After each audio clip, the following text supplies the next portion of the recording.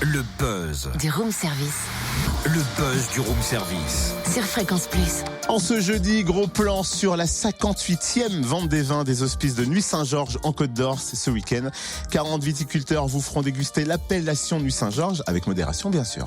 Un week-end d'animation au centre-ville de Nuits, sous les Halles et au château du Clos de Vougeot. Alain Cartron, maire de Nuits Saint-Georges, nous présente cette 58e édition. Alors ça va être superbe comme d'habitude, très convivial et très chaleureux. Vous voyez, on passe un week-end vraiment sympa. Il y a deux parties, si vous voulez, la partie vente des vins des hospices. Donc il y a un peu plus de 150 pièces du domaine des hospices qui vont être mises en vente aux enchères. Et ça se passera au Clos Vougeot le dimanche à partir de 15h. Mais avant, ceux qui le voudront auront pu aller dans la cuverie des hospices pour goûter ces pièces qui seront mises en vente. Et puis parmi ces pièces, on en sort toujours une. Ce sera cette année à Saint-Georges, donc le meilleur climat de Nuits Saint-Georges, qui sera mis aux enchères d'une façon un peu différente, au profit d'une association. L'association, c'est l'Arche Ensemble.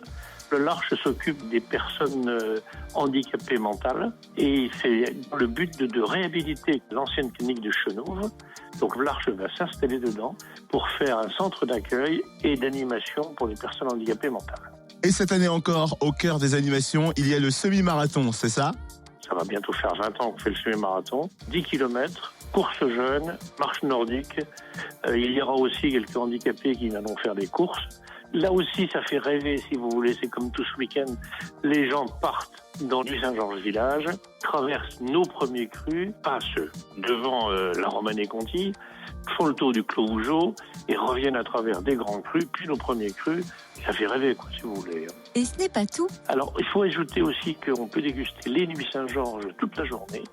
Il y a le salon des nuits sur le marché couvert où les exploitants de Nuits Saint-Georges présentent leur production. En même temps, à côté du salon des vins, il y a le salon du chocolat. Et là aussi, il y a plein de chocolats à goûter. Et vous savez que l'accord entre le chocolat et le pinot noir est quand même un rêve aussi. Oui, enfin, le chocolat tout court. Miam, le chocolat. Ouais, c'est ça.